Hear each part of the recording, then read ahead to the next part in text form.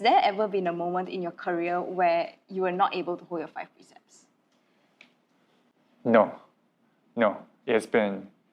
There was my inviolable principles ever since I was young. There are situations where I've come close.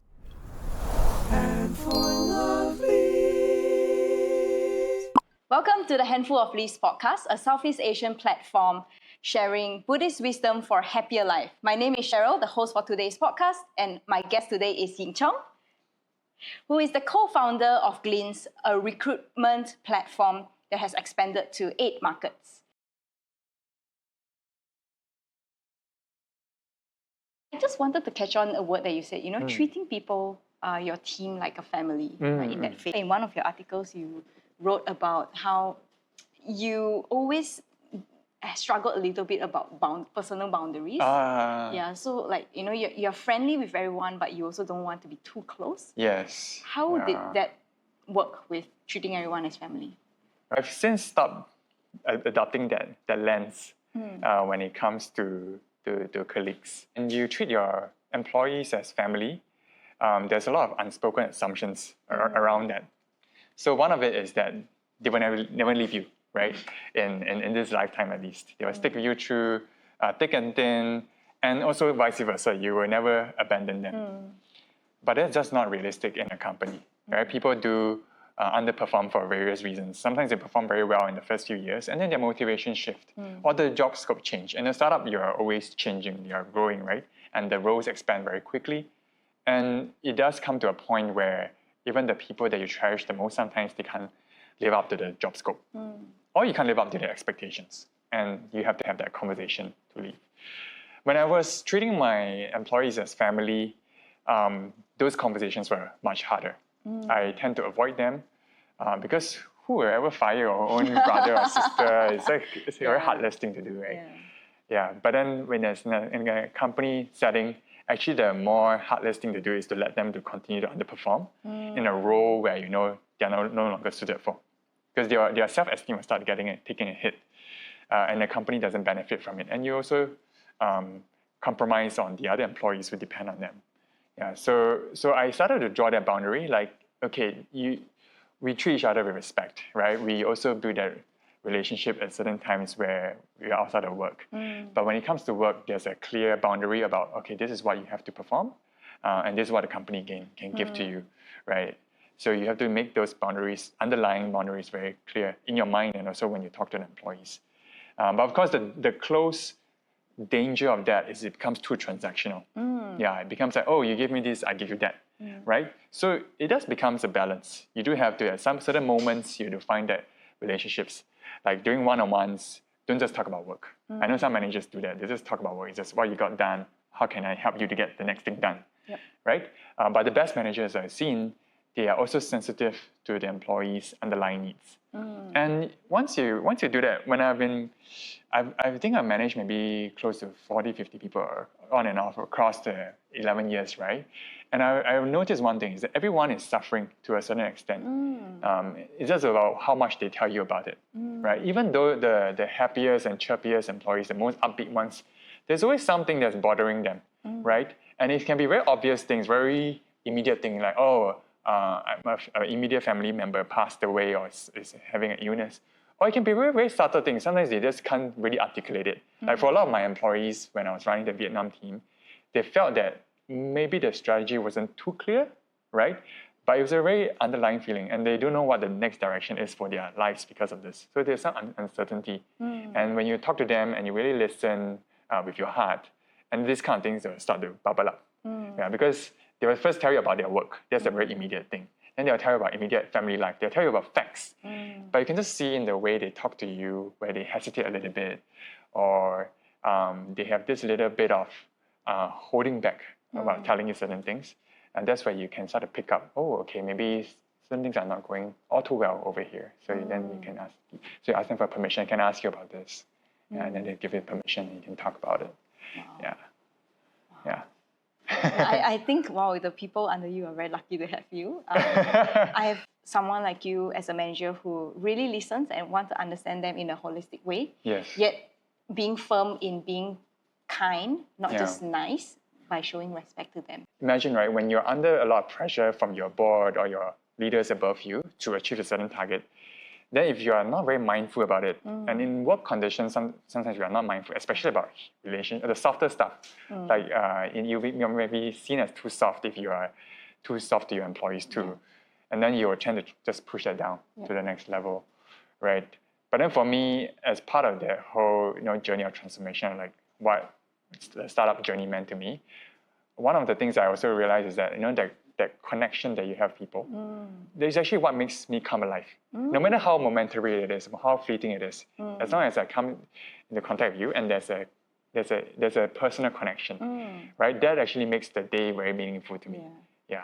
So It's the little things. These are little things. Yeah. These are little things. Yeah. And how do you translate individual meaning, individual significance to a team or even a regional team? Yeah, that is the difficult part because you realize things are very difficult to change, and the hardest thing to change of all is other people. Even though they are working in a hierarchy under you, right? They were hired by you. It's very hard to change people, right? Though you can influence the certain culture. So the way I look at it is a culture. When you hire people, they usually fall within a certain range. So let's say for me, I do value people who are very open and transparent, who value connection, who are also quite on the ball about their task, right? So you can break that down into certain sort of knobs that you see like in a culture. So like transparency, their cultures, they are very transparent, and cultures, right, they are very opaque. Right? Then being on the board, there are cultures that are more task-oriented and more relationship-oriented. So each of these things, when you hire people, they fall within a certain range. And then how you act as a leader day to day influences where they fall within that range. Yeah, because when people come into any certain setting, any certain social setting, and company is one of them, they tend to look up to the leader to set the tone. Because they were not the ones who founded this company. They don't know what to think or to feel yet. What's acceptable. Or what's acceptable. What's the norm. So they look up to the leader for a range of what the norm is as far as their peers. Yeah, so I find that if I model the behavior that I want to see in my employees, where I'm very open about sharing about my misgivings or my feelings or things I thought about the strategy that I'm not so sure about, then it really opens them up to share also their misgivings, right? And they become more vulnerable at the same time. I also seen it the other way around when we hire new leaders, and these leaders have a very different setting from me, right? More task-oriented, a little bit more opaque, right? And then people start to climb up, right? They'll be more efficient in the short term, but they'll climb up in the long run. And so it does come down from the leader. The leader, how you model your behavior in meetings, in all your interactions, it will trickle down to the whole employee base after a certain time. But do you ever run into the, I guess, hiring fallacy of hiring people that are more like you? Yes. Yeah, then how do you counter that? For example, you're giving the example of the leader who was very different. Yes. But I'm sure he also brings with him a lot of benefit. That's right. That's right. So how do you maintain that, right? That is one of the difficult part about like it can never be perfect. So it is a reason why we hired that leader, and he's still with us, and because he's making impact in a certain way. The problem, we made the problem in the beginning where we hire a lot of people who are very friendly, very warm, and a flip side of that is that you tend to not address fundamental problems in the company so head on. So we brought on this leader because he was a good contrast to us. He could, right in the first interview and the first meeting, he really made it very clear to the employee base, okay, these are the problems that I see in the company that I feel we have to address, right? But then the balance that you strike is that he has to abide by certain inviolable principles that you want to have as a company. So one of the inviolable principles that we realized that we want to have, because there are people who violated them, is that you want to do this in a constructive spirit. Do it in the spirit of, let's build this back together. Because we have hired leaders who also have that critical mindset, very objective, but they have the mindset of, oh, everyone in the past, they did a bad job, right? Let me take this all down and I'll do it my own way, right? It's not a collaborative, constructive, build this together kind of mindset. And that's caused a tremendous amount of damage in the culture, in the business. Yeah. So to answer your question, to summarize it very succinctly, right, is you want to have a base of inviolable principles. Sort of like in Buddhism, we have the 5 precepts, just like inviolable, right, the foundation. But then above that base, you can have very different configurations, and that gives you contrast, and that gives you diversity as a leadership team. Yeah. Beautiful. One very interesting thing that I want to ask you, has there ever been a moment in your career where you were not able to hold your 5 precepts? No. There was my inviolable principles ever since I was young. There are situations where I've come close. And it's usually the principle about not lying. That's the principle that we're taught not to lie. But actually, if you read the sutta more closely, actually there are some variations of it, where there are stronger forms of it, where you don't even tell white lies, or you don't embellish the truth, and you try not to, you don't gossip also, right? Nothing that's divisive. So I come close to that when you have to pitch to investors, and I made a mistake where I was sharing too openly about all the problems in the company. I remember there was this one investor meeting where my co-founder brought me, and they were pitching AI as one of the value propositions or the competitive advantages of Glints. And then I just came into the meeting, and this investor asked me, "Hey, so how's the AI?" And I said, "Oh, not very good yet. Still a lot of things to work on." Very basic at the moment. Oh no. Then my co-founder he just face palm silently at the back. And after the meeting, he told me, "Hey, don't do that. Doesn't help my case at all." The investors still invested eventually because of other reasons. Yeah.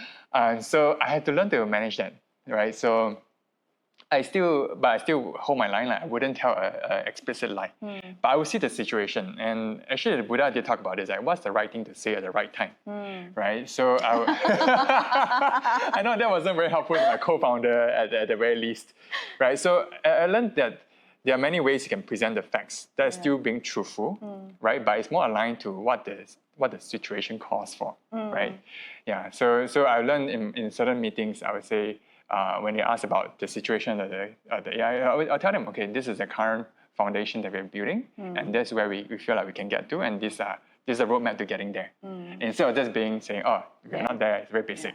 Yeah. It's about packaging the truth in a way that's beneficial for yourself and others. Yes. It's a very difficult thing to balance, especially when there's so much pressure to get investors' money and all that. Correct. But have you seen how the 5 precepts protected you in the workplace? Yeah, it has protected me in other ways. I think the biggest one is when you are consistently truthful, and when sometimes to your own detriment. Then people will trust you, actually. Yeah, people will trust you. So people in my company know me as the person who was a monk before.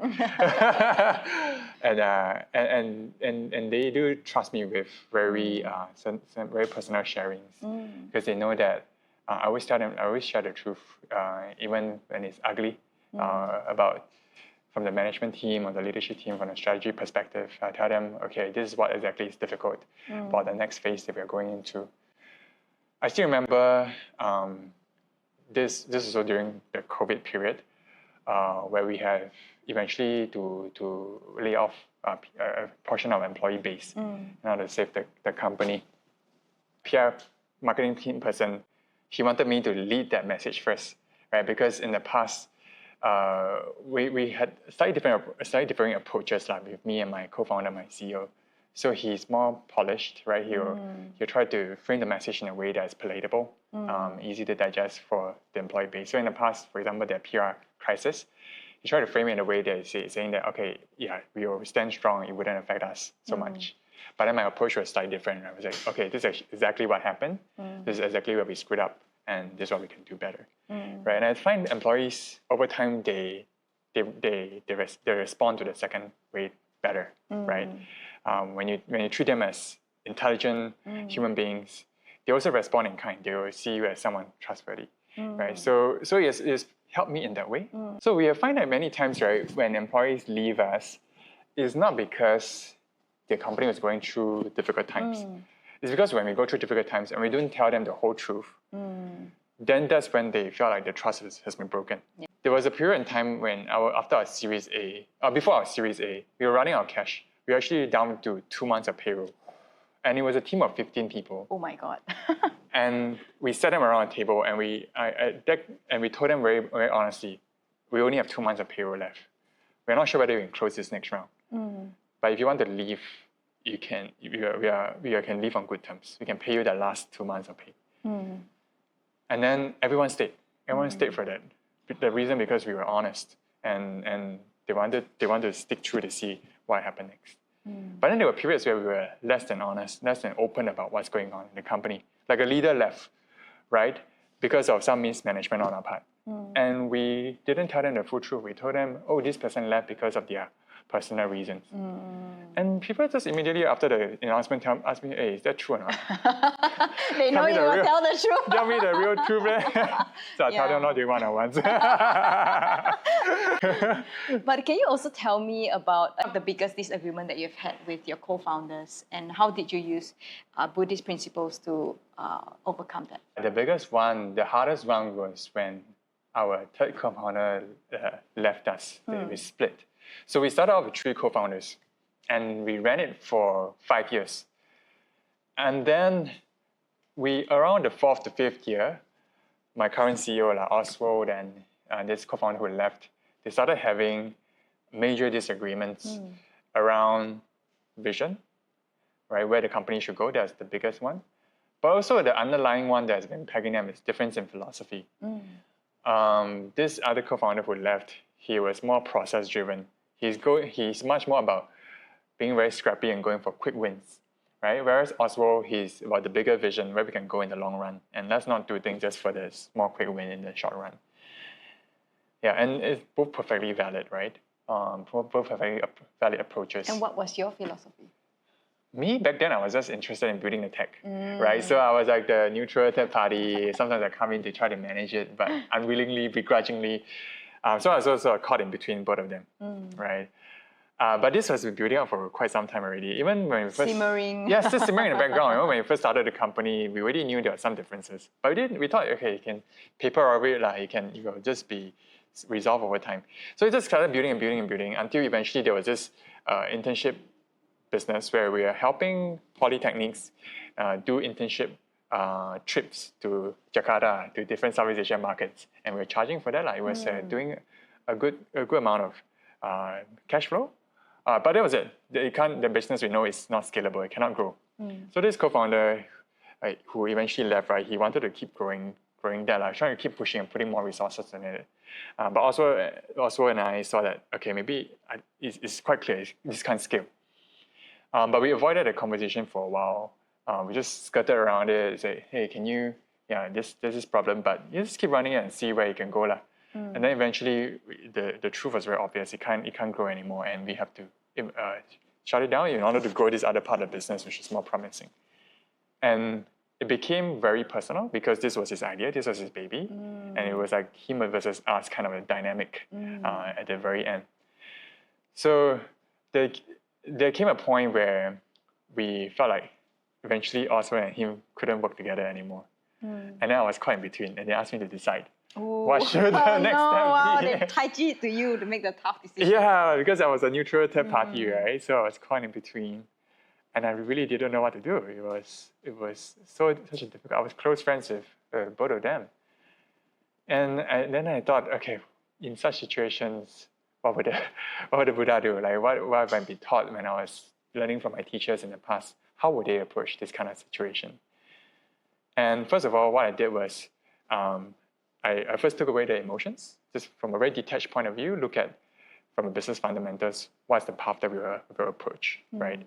And that came much more naturally to me because of the meditation practice. You're always taught to, at a certain point, look at your emotions, look at feelings from a third person's point of view. Okay, how much suffering is it causing you? And I was doing that for the business. Then after I made the business decision, it's around how do you then execute that business decision in a way that's the most compassionate to both parties, to everyone involved.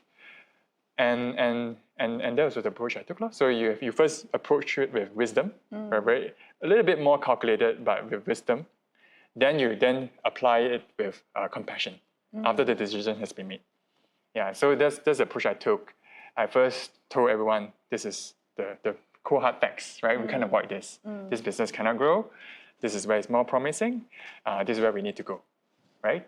And then it was about approaching with them in the most compassionate way. So it's like telling the compounder, I know that you have built this for this amount of time. I know it's a baby. And we acknowledge all that efforts that you put in. But this is why I think we cannot go on any further, right? So compassion seems to me is by acknowledging the effort that the person put in and showing a lot of gratitude to what they've done and contributed. Correct. Anything else? Correct. I think those two actually go very far already. Yeah, because I'm not sure if you have been in the business world for 10 years, you realize that sometimes it's in quite short supply. Just acknowledging a person's efforts, being grateful for what they've done, right? And also acknowledging that the friendship between both of you isn't affected by this decision. Right? Is it really though? For me, it was true. I kept it. Because a big part of why sometimes people don't dare to make these kind of decisions about letting people go or shutting down a business is because they're afraid that this person might feel excluded, right, or left out. And I've been on the receiving end too when I've been informed that my business unit has been shut down, right? And the biggest fear that I have is, will I lose my identity in this group? Will they start to reject me? Will I be ostracized? Yeah, so that is something that you have to assure right up front also. Yeah, so that's also part of that compassion. Like you start to see these fears when you are open to the person's inner thoughts and inner feelings. Yeah.